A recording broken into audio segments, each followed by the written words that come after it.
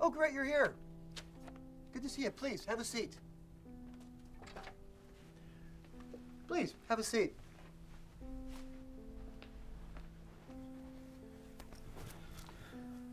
So how you feeling today? Same way I feel every day, Doc. I feel angry and just empty. Okay, well, let's see if I can't help you with that today. Okay, I really feel that in our last session we were ready to make a breakthrough. Oh, that reminds me, I'm writing a book about the trust that needs to be in place between a psychiatrist and his patients. Obviously, I'm not going to be using anyone's real names. I was just going to refer to my patients as Mr. or Mrs. in the first letter of their last name. For example, with you, I would just refer to you as Mr. T. That way I can protect your privacy. Would it be okay if I use you for the book? That'd be fine, Doc. However, referring to me as Mr. T won't necessarily protect my privacy. You using that name inside your book won't necessarily keep my identity secretive. That's an excellent point. I didn't even think of that. I gotta come up with a better system.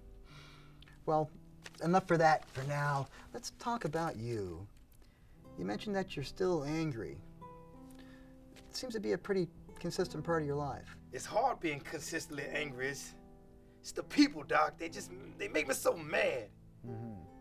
All I can do is just pity the fools. Okay.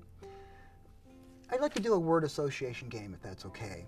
I'm gonna bring up a person or a thing and see how you respond to it. See if you truly have pity for these aforementioned fools, if that's okay. Yeah, whenever you're ready. Okay. Let's start with me, your shrink. Don't pity. Okay. Cheesecake. Don't pity. Taxes. Pity. Okay. Your siblings. Don't pity.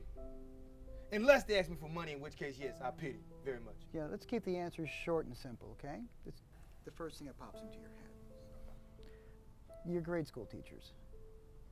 Don't pity. Your father. Pity! I pity that fool. I pity that man so much I could blanket the whole world with just my pity. I was used to these crying episodes. Some lasted for 10 minutes, while others ended in just a few seconds. This looked like it was going to be a marathon sobbing fest. So I decided this would be a good time to work on the book. My dad was actually the one who dubbed me Mr. T. When I was 4 years old, I came in the house with a picture I had color for him, and he just looked at it and say, "What the hell is this? Why can't you color in the lines? Are you some kind of retard? And from now on, your name is Mr. Todd." And Mr. Todd got shortened to Mr. T. Not surprisingly, my dad made me cry almost on a regular basis. In one particular incident, that my father yelled at me, my mother came afterwards and said, "Don't you worry about your daddy. He just an old mean fool. And that you should pity him for being such a bad father."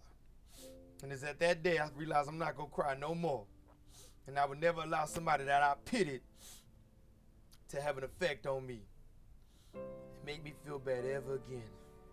If you made the realization that you would never allow your father or anyone else you deemed a fool to make you feel anything but good about yourself, then where is all the anger coming from? Shut up! T, my question was not supposed to make you upset.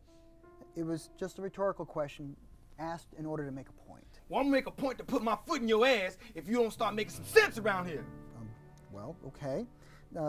What I was getting at is that all your anger came from simply being mad at your father.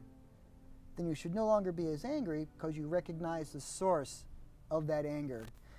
In fact, maybe you're mad at someone much more important in your life other than your father. You know, you say you pity the fool. Quite frankly, I don't think I buy it. I think the person you're really mad at is yourself. What you talking about, Willis? That's not even your catchphrase. You see, T, what you are here, it's all an act to please your father. You're angry at yourself for allowing the true you to be smothered in favor of the person your dad wanted you to be.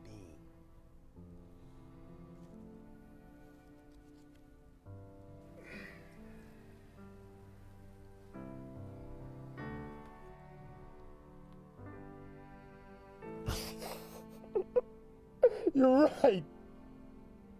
My God, you're right. Thank you, Dr. Salisbury. Thank you. Whew. Thank you.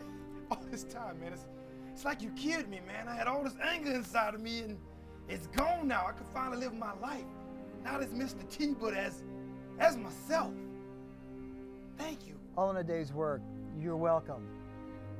However, there's still some issues that I'd really like to work out with you. For example, your need to be covered in gold jewelry, and also your intense fear of flying. Mere details, Doc. The real problem, reason why I come to therapy, has been fixed.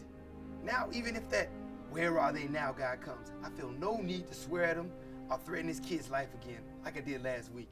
I just feel better. I was still trying to get over the transformation that I just witnessed in just an hour. T had gone from a menacing, brooding thug to a crying, whimpering little boy to a confident, happy man. I feel like I let my true self shine through, like I'm a new person. And I am, starting with my name. From now on, I will no longer answer to a name that's a constant reminder that I'm not smart enough. I will no longer answer to a name that's just a negative impact on my life. I'm not answering to a name that's derogatory to my intelligence. From now on, I want to be called by my birth name. No more Mr. T, simply Richard Demise. Got a ring to it.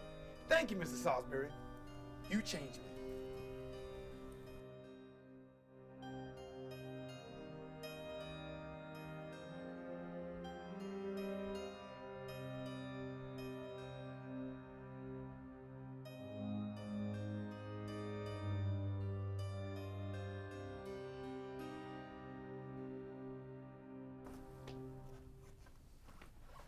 Sorry about the tissues.